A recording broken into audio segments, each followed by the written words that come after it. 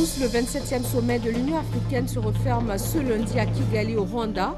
Entre autres dossiers brûlants, la crise au Burundi, les violences au Soudan du Sud, le terrorisme transnational, le positionnement de l'institution africaine vis-à-vis de la Cour pénale internationale. Plus d'1 million de personnes ont été atteintes en 2015 de diabète, 9e cause de mortalité en Côte d'Ivoire. Le dépistage précoce et un suivi adéquat des diagnostiqués restent les meilleurs moyens de lutte contre cette maladie. La France annonce 2 frappes aériennes contre les positions du groupe État islamique au Proche-Orient.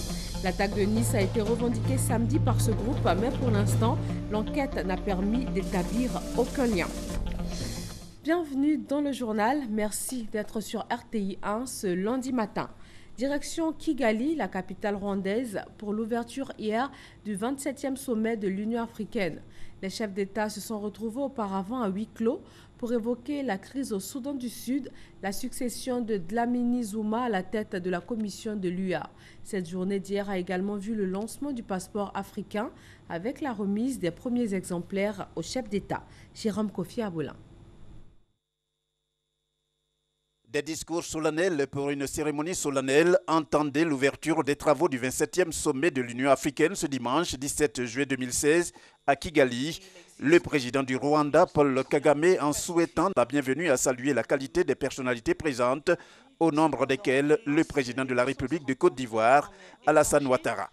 Pour le chef de l'État rwandais, cette présence constitue un grand honneur non seulement pour le Rwanda, mais aussi pour l'Afrique entière. L'occasion aussi d'entendre la voix de la jeunesse africaine dont la porte-parole estime qu'elle représente une assurance pour le présent et une épargne pour le futur. Autre propos, celui venant de l'extérieur avec la présence du président de l'autorité palestinienne, Mahmoud Abbas, qui voit l'Afrique comme un gage de développement et de paix à travers cette union, l'Union africaine en l'occurrence. Comme la présidente de la commission de l'Union africaine, Nkosazana Dlamini Zuma, celui qui en assure la présidence de la conférence des chefs d'État et de gouvernement de l'Union africaine, se félicite des avancées de l'Union. Toutefois, Idriss Déby Itno, le président de la République du Tchad, souligne que si l'Union africaine veut aller loin, elle doit œuvrer à s'affranchir du diktat de l'extérieur, tout en se donnant les moyens de faire face aux différents défis du développement, de l'intégration, la sécurité et la paix. Notre union nourrit de grandes ambitions pour réaliser son intégration économique et politique, en prenant en charge par elle-même la gestion des crises et conflits déstabilisant le continent. Ces nobles et légitimes ambitions ne sauraient se réaliser sans un mécanisme approprié de financement pérenne de l'Union. Je voudrais souligner la nécessité absolue de réduire, à défaut de mettre fin à la dépendance, je dis bien dépendance frustrante, voire compromettante du budget de l'Union des apports extérieurs au continent. Il convient également de noter que le bouclage à temps du budget annuel de l'organisation est le premier test de notre capacité et de notre volonté à nous affranchir de la tutelle extérieure. Séance tenante, le président en exercice de la conférence des chefs d'État et de gouvernement de l'Union africaine, Idriss Déby Itno, a reçu comme prévu son passeport africain à cette occasion d'ouverture des travaux du 27e sommet de l'Union africaine. Ce passeport, se voulant un élément sûr d'intégration, est pour l'instant réservé aux chefs d'État et ministres africains. Son attribution à toutes les populations sur le continent se fera progressivement.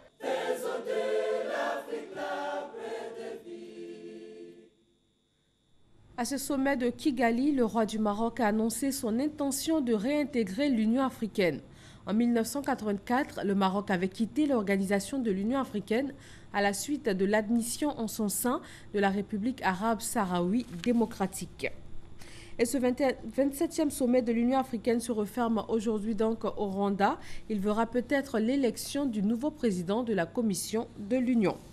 Ici en Côte d'Ivoire, l'université Félix Houphouët-Boigny de Cocody a vécu des heures chaudes ce matin. De violents échauffourées ont eu lieu entre étudiants et forces de l'ordre. Des bureaux ont été saccagés et des véhicules incendiés par des étudiants en colère. À la base de ces altercations, la présence policière à l'université. Mais le calme est revenu sur le campus selon des sources universitaires. Comment avancent les travaux de bitumage des axes Ferkessé-Dougou-Ouangolo-Dougou et Ferkessé-Dougou-Nation? C'est ce que le Premier ministre veut savoir. Il s'est rendu dans le nord du pays. À son arrivée ce matin à 9h30 à Ferkessé-Dougou, il a été accueilli par le président de l'Assemblée nationale, Guillaume Soro, député de Ferkessé-Dougou. En début d'après-midi, Daniel Kablon-Duncan va se rendre à Tafiré pour le lancement officiel des travaux d'adduction en eau potable. Dans l'actualité sur le plan économique, on note le lancement du Conseil national de lutte contre la vie chère. 31 personnes en mission pour lutter contre la vie chère.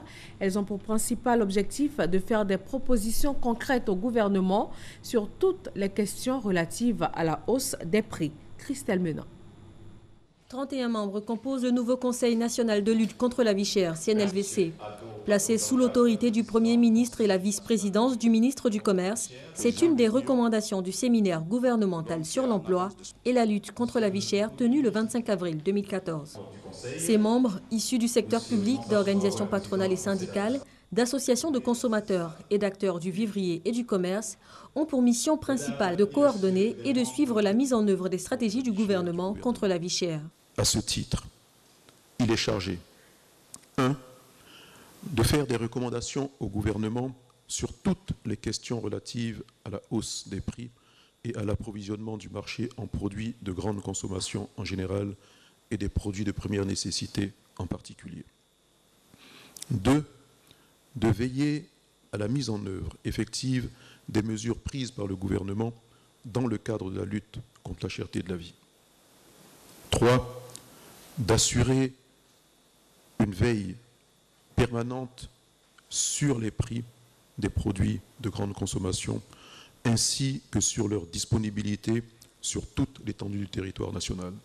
Le CNLVC devra aussi proposer au gouvernement des réponses aux revendications sociales liées à la flambée des prix des produits de première nécessité. Le regain de croissance fondé notamment sur la relance d'investissements publics et privés doit avoir un impact significatif sur la population en matière d'accès aux services publics de base.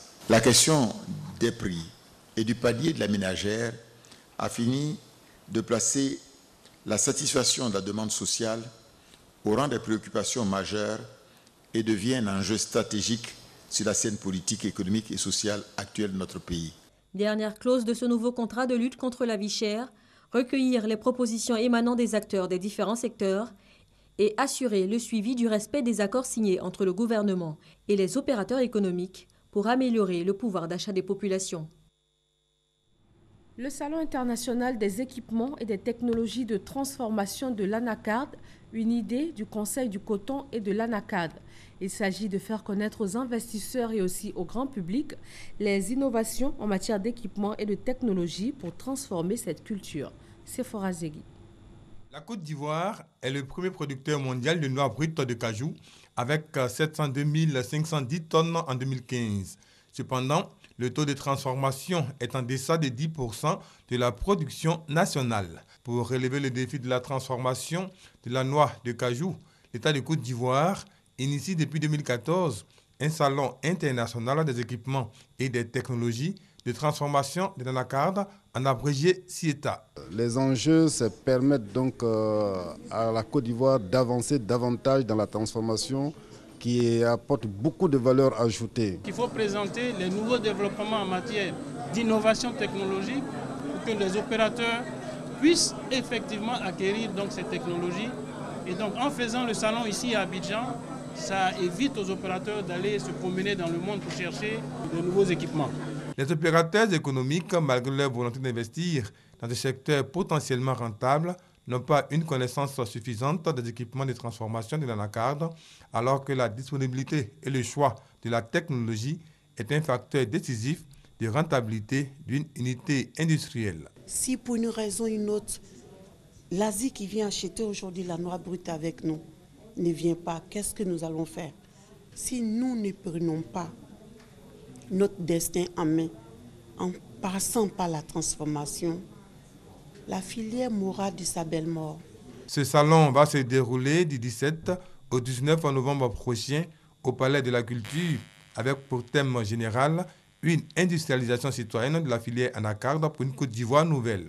Au centre de ce salon, des expositions vente d'équipements, des ateliers, des conférences à débat et des rencontres B2B. Restons dans le monde agricole. Le cacao est menacé depuis 2 semaines par des chenilles. Elles s'attaquent aux feuilles de cacaoyer. Plus de 3000 hectares sont affectés dans les départements de Tiasalé, Tabo et Divo. Qu'est-ce qui est fait pour circonscrire le mal? Noël Niagno a interrogé les producteurs et les pouvoirs publics. Son dossier. Voici l'état d'une cacaoyère après le passage des chenilles Achaeacatocaloides, de son nom scientifique. Nous sommes au PK14 dans les environs de Hermakuno, sous-préfecture de Divo. Là, une autre plantation de cacao d'un producteur du village de Kondiebouman, dans la sous-préfecture de Morokro, département de Tiasalé. Le mal est moins prononcé. Singularité de la chenille, elle est phytophage, c'est-à-dire elle se nourrit des végétaux. Elle commence par les jeunes feuilles. Et ce qui est aussi vraiment frappant, c'est qu'elle n'épargne rien. Toutes les cultures qu'elle trouve dans le champ, elle bouffe les feuilles. Laissons le soin aux jeunes cacaoculteurs du PK14 de nous expliquer le processus d'attaque de la chenille. Quand ils commencent à bouffer les feuilles, bon, ils ont des chenilles qui viennent un peu les bêtes noires comme ça. Voilà les déchets qui sont là. Ils commencent à bouffer de l'en haut jusqu'en bas. Donc on rentre dans le champ, c'est comme il y a des gouttes de pluie qui sont dans le champ, ça fait Bon, au bout d'une semaine, vraiment, ils ont commencé à bouffer le champ. Même ici, il y a même un petit. Si vous arrivez au milieu du champ là-bas, non, vraiment, c'est la domination. Il n'y a plus de feu même sur les cacaoyers. Mamelle de l'économie ivoirienne, une interrogation s'impose d'entre deux jeux. Quel peut être l'impact de cette attaque sur la production nationale? Les zones atteintes sont véritablement très faibles. On parle de 15 000 hectares. Nous avons plus de 2 millions d'hectares de cacaoyers en Côte d'Ivoire. On produit plus de 1 700 000 tonnes. Donc on peut être rassuré. Mais nous restons vigilants. C'est extrêmement important pour nous. Pour cette vigilance, le Conseil du café cacao a déployé des moyens à la dimension de la nature du cacao, l'or brun de la Côte d'Ivoire. Le ministère nous a indiqué les produits phyto nécessaires et nous avons commandé donc la quantité suffisante que nous avons répartie dans tous les foyers qui sont apparus. À partir de là, nos agents sur le terrain ont mobilisé tous les applicateurs de produits phyto que nous avons équipés, à qui nous assurons aussi la prestation donc, des applications sur le terrain. Donc les traitements ont commencé sur le terrain avec les applicateurs dans chaque zone. Aujourd'hui, nous sommes à plus de 360 applicateurs sur le terrain. Donc, qui font le traitement donc, des cacaoyers. Nous avons sensibilisé tous les producteurs, nous avons lancé des messages radio dans toutes les radios locales avec qui nous sommes partenaires. Et il y a un suivi quotidien qui est fait avec nos partenaires de l'ANADER, du ministère, du CNRA. Mais au fait, d'où vient ce mal? C'est des chenilles qui existent dans la nature avec le changement climatique, donc un déséquilibre de l'écosystème. Parce que naturellement, c'est des insectes chenilles qui sont contrôlés par d'autres insectes qui peuvent être des piqueurs qui donc s'attaquent à ces chenilles-là. Et aussi par des oiseaux, par d'autres organismes vivants. Ce changement de climat a fait qu'on a une explosion. Donc les ennemis naturels n'ont pas pu jouer leur rôle correctement pour ramener la population à un niveau non dommageable pour le cacaoyer. À ce jour, l'invasion des chenilles s'est véritablement déclarée sur une superficie totale de 3 593,5 hectares sur les 15 000 susceptibles d'être attaqués. Les zones concernées sont situées dans les départements de Tiasalé, Divo et Tabo. 2 semaines après le début de la lutte, le mal est en passe d'être circonscrit. Aujourd'hui, nous sommes dans la phase de traitement et je pense que les chenilles ont pratiquement diminué. Le mal circonscrit, la vigilance doit être entretenue au quotidien par les producteurs à travers une bonne pratique agricole. Il faut que les producteurs acceptent une fois pour toutes d'appliquer tout ce qui est bonne pratique agricole. Une parcelle qui est déjà propre, une parcelle, je suis d'accord, on enlève tout ce qui est débris, tout ce qui est cabosse pourri, tout ce qui est débris végétaux pourris. Une fois que vous enlevez tout ça de la parcelle, que la parcelle est bien aérée, ça permet déjà d'éliminer beaucoup de maladies, beaucoup d'attaques d'insectes. Ça, c'est d'abord la première des choses. Maintenant, évidemment, si d'aventure il y a des attaques, je pense que les producteurs doivent aussi faire le traitement dans la période indiquée, c'est-à-dire au mois de juin-juillet. Ça va réduire considérablement, bien sûr, les attaques de tous ces ennemis de cacaoyer. Coût de l'investissement pour l'éradication du mal, plus de 300 millions de francs CFA affectés à l'acquisition des insecticides et au traitement des vergers. C'était un dossier signé Noël Gnagno sur la préservation des cacaoyers face à l'assaut de chenilles destructrices. Dans le domaine sécuritaire, des agressions ont été enregistrées récemment dans certains bars et autres lieux publics de la capitale abidjanaise. Le mode opératoire utilisé est le même, agression en bande avec des couteaux et machettes. Pendant que les forces de sécurité sont sur le terrain pour traquer ces malfrats, les populations s'interrogent sur leur identité. S'agit-il de délinquants mineurs communément appelés microbes ou au contraire de véritables bandits adultes? Sur les traces des nouveaux gangsters, c'est le grand angle que nous proposera ce soir au journal de 20h notre reporter Michel Digré. Les acteurs du secteur de l'artisanat sont informés des règlements adoptés pour régir leur activité en 2014 par l'Union économique et monétaire ouest-africaine. C'est un code qui prévoit la promotion et le financement des PME, la facilitation des transports dans l'espace UEMOA. Christelle Nda. Pour réglementer le secteur de l'artisanat, l'État de Côte d'Ivoire a adopté le code communautaire de l'artisanat de l'espace UEMOA.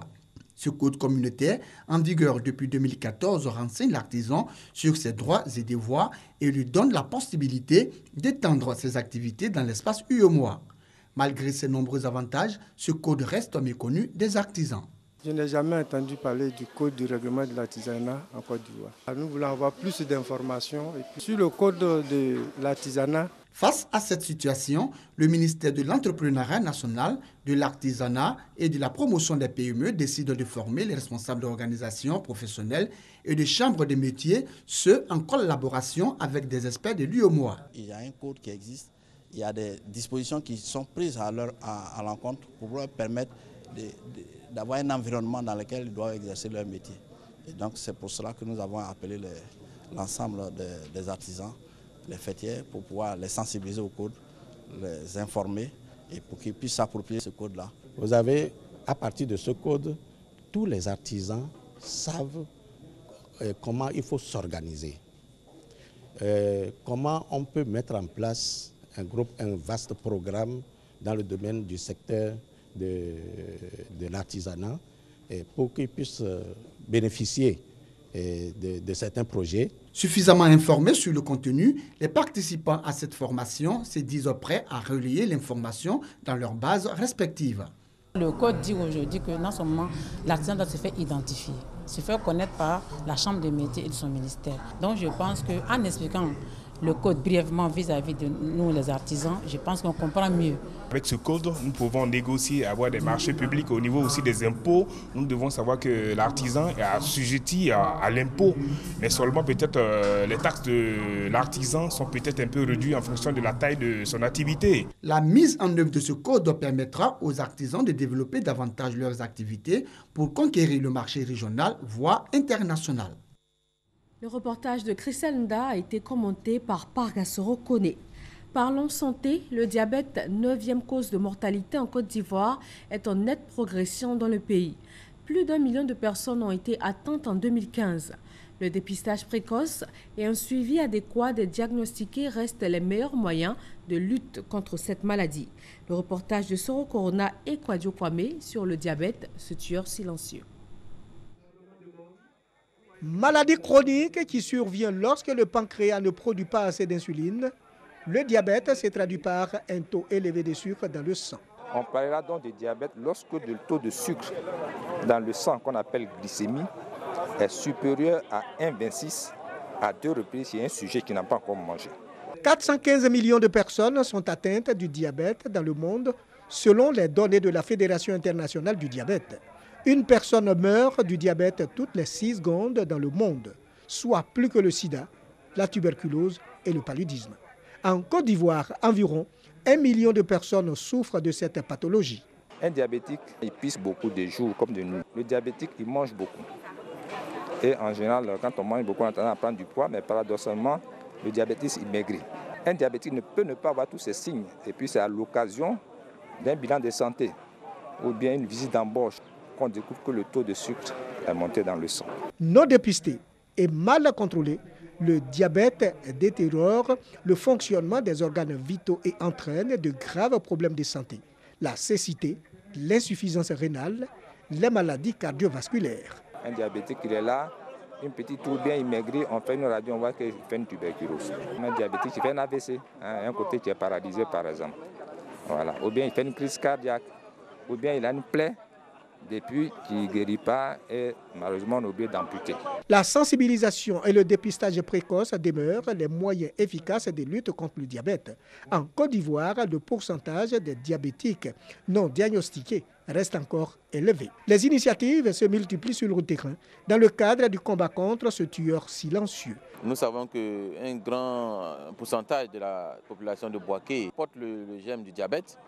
C'est dans ce sens que nous avons organisé cette cérémonie ici pour être encore plus proche des populations. Le diabète est une maladie pernicieuse qui ne prévient pas. Et il est très bien indiqué de prendre des initiatives de contrôle. Et c'est la raison pour laquelle je félicite la Jeune Chambre internationale de Côte d'Ivoire. En Côte d'Ivoire, le taux de prévalence du diabète est de 5,7%. L'Afrique connaîtra la progression de la prévalence du diabète la plus importante dans le monde au cours de la période 2013-2035. Ouverture aujourd'hui à Durban, en Afrique du Sud, de la 21e conférence internationale sur le sida. L'objectif est toujours d'aller vers l'éradication de l'épidémie d'ici 2030. Et un point important, c'est la prévention de la maladie. Quelques 18 000 participants venus du monde entier vont prendre part à cette rencontre de Durban. Ici en Côte d'Ivoire, le député de Ferkessé-Dougou a offert 2 ambulances médicalisées au district sanitaire de la ville. Guillaume Soro a aussi fait des dons de vivres à la Caritas pour la prise en charge des enfants malnutris. Kader Sogodogo. Le président de l'Assemblée nationale, Guillaume Soro, député de Ferkessé-Dougou, met tout en œuvre pour le bien-être sanitaire des populations de cette partie du pays. Après avoir sollicité le conseil café-cacao, le chef du Parlement fait don de 2 ambulances médicalisées. Les bénéficiaires sont l'hôpital général de Ferkessé-Dougou et le centre de santé rural de la Fokoka. Pour l'émissaire de Guillaume Soro, ce geste s'inscrit dans le cadre d'une prise en charge efficace des patients. Le président de l'Assemblée nationale, soucieux donc des problèmes sociaux, dont les plus importants sont ceux de la santé des populations. Il a donc écouté les doléances de ces populations et de l'ensemble de nos parents. Les clés des ambulances ont été réceptionnées par le préfet par intérim du département de Ferkessé-Dougou qui s'est assuré du bon état des véhicules avant de les remettre aux bénéficiaires. Pour ceux-ci, ce don vient à point nommé. Ces ambulances vont permettre l'évacuation de certains de nos malades vers d'autres structures sanitaires de plateaux techniques plus relevés dans de bonnes conditions pour bénéficier d'une prise en charge beaucoup plus adéquate. Des vivres ont également été remis à la Caritas en soutien aux enfants malnutris. Notons que le président de l'Assemblée nationale n'est pas à son premier geste en faveur de la santé à Ferkessé-Dougou. De 2011 à 2013, il a recruté 2 médecins et 15 infirmiers qu'il prenait en charge pour pallier l'insuffisance de personnel médical. Dans cette même période, le député de Ferkessé-Dougou avait offert 2 ambulances à médicaliser et un groupe électrogène toujours à l'hôpital général de Ferkessé-Dougou. La population de Daloa, elle bénéficie depuis plusieurs années de soins de santé gratuits grâce à l'hôpital de l'opération des Nations Unies du contingent bangladeshi basé sur place. Mais cet hôpital ferme bientôt ses portes, une inquiétude pour les bénéficiaires. Philomène Kwame et Thérèse Yoboué. L'hôpital onusien du contingent bangladeshi a ouvert ses portes à Daloa en 2004 suite à la crise de 2002. Cet établissement reçoit en majorité les populations démunies, les femmes et les enfants et traite de nombreuses maladies. Les soins et les médicaments sont gratuits. Malheureusement, cet hôpital va bientôt fermer ses portes au grand désarroi des populations. Nous sommes venus chez les zones ici pour venir nous soigner. Ils aident la population. Ils nous donnent des médicaments gratuitement. Quand on a commencé à faire leur traitement, il y a du mieux chez moi. Ça va très bien. Vraiment, leur départ ne nous plaît pas. Il est vrai qu'ils étaient venus pour problème de guerre, mais la guerre n'est plus là. Mais quand même, ils ont servi ici. Nous sommes très contents. Nos enfants ont travaillé avec eux. Donc, ça a porté fruit à la Côte d'Ivoire. Un travailleur social vivant en Daloa, lui, s'en remet à Dieu. Le cri de cœur de la population. Ils sont venus me voir. Ils disent, les Bangladesh s'en vont dans quelques jours. Mais nous, qu'est-ce qu'on va devenir? Je les dis, vous savez, Dieu est grand et il trouvera une solution pour tout. L'hôpital du contingent bangladeshi dispose d'un équipement de pointe, d'une salle de chimiothérapie, de soins intensifs, d'hospitalisation, un bloc opératoire, un laboratoire d'analyse, de radiologie et un cabinet dentaire. La mission de l'ONUCI en Côte d'Ivoire prend fin en juin 2017. La drogue et les grossesses précoces, des fléaux qui minent le milieu scolaire. À Sassandra, dans la région du Boclé, la direction régionale de l'éducation scolaire sensibilise les parents et parents d'élèves. Parga se reconnaît. L'alcool, la drogue et les grossesses en milieu scolaire, des fléaux qui minent l'école ivoirienne. C'est autour de cette thématique que la direction régionale de l'éducation nationale de Sassandra a sensibilisé à travers un support vidéo élèves, parents d'élèves, population des villes de Sassandra et de Fresco. À cette occasion, le directeur régional de l'éducation nationale de Sassandra, Zoumana Kone, a exhorté l'ensemble des élèves de la région à tourner le dos à ces fléaux et à se consacrer à leurs études. Zoumana Kone a également sollicité l'implication des autorités administratives et des leaders communautaires dans l'instruction et l'éducation des jeunes de la région en vue de lutter contre ces différents fléaux. Quant au sous-préfet de Fresco, représentant le préfet, il a mis en garde les auteurs de grossesse. Il a également indiqué qu'ils peuvent être poursuivis et punis par la loi. Aux élèves, il les a appelés à plus de responsabilités et à éviter les mauvaises fréquentations. Message bien reçu par les élèves qui entendent privilégier leurs études. Nos parents paient nos études. Nous ne venons pas à l'école pour aller fumer de la drogue ou coucher avec les professeurs. Nous sommes là pour apprendre.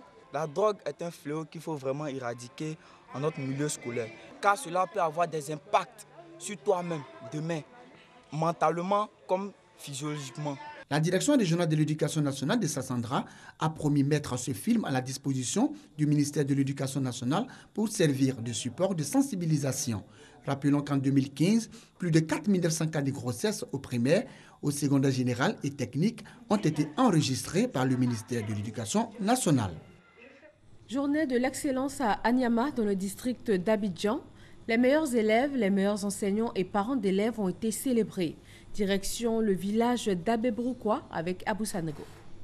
Composé de 3 écoles, le groupe scolaire PK18 dans la commune d'Anyama rend chaque année hommage à ses élèves, enseignants et parents d'élèves qui ont eu du mérite dans leur domaine d'exercice respectif. Pour cette 3e édition, plusieurs lauréats dont 5 enseignants, 18 élèves et 4 parents d'élèves ont été primés. Cette année, nous avons mis l'accent sur la ponctualité au niveau des enseignants, si bien qu'ils ont respecté le taux d'exécution des programmes. On a achevé à 100%. Et puis le quantum horaire a été respecté. Il y a eu moins d'absence au niveau des enseignants et au niveau des élèves aussi. J'ai trouvé une inspection qui avait 67% d'admis. Et aujourd'hui, notre matrice d'action, nous avons mis la barre sur 90% et nous sommes allés au-delà, 91,90%. Benjamin Atcheyi Abodou, parrain de la cérémonie, s'est dit satisfait des résultats de l'IEP. L'inspection de l'enseignement primaire d'Anyama 2 est prêt à soutenir l'inspection tant que l'excellence et le goût du travail bien fait seront de mise en son sein. Les élèves primés pour leurs parents ont été heureux de recevoir cadeaux et félicitations de leurs enseignants et parents. Je suis content du cadeau qu'on m'a donné. Je vais continuer à travailler ou aller à l'université. Comme innovation à cette 3e édition de la journée de l'excellence du groupe scolaire PK18, un prix d'honneur a été décerné aux chefs de village qui participent à la vie de l'école. Le sport, un moyen pour rester en pleine forme et préserver sa santé. La pratique n'est pourtant pas assez répandue en Côte d'Ivoire. Le ministère des Sports et Loisirs veut inverser cette tendance. Il a initié une réflexion pour trouver la stratégie adéquate au niveau national. Troisième et dernier jour de deuil national en France. 1 minute de silence observée dans tout le pays aujourd'hui à midi. Troisième conseil de défense en 4 jours après l'attentat au camion de Nice. Une attaque revendiquée samedi par le groupe État islamique. Mais pour l'instant, l'enquête n'a pas permis d'établir de lien flagrant entre son auteur et des organisations terroristes. Le ministre de la Défense, Jean-Yves Le Drian, a annoncé que la France a effectué 2 frappes aériennes contre les positions du groupe État islamique au Proche-Orient. Voilà, merci de rester sur RTI 1. Très bonne semaine à tous.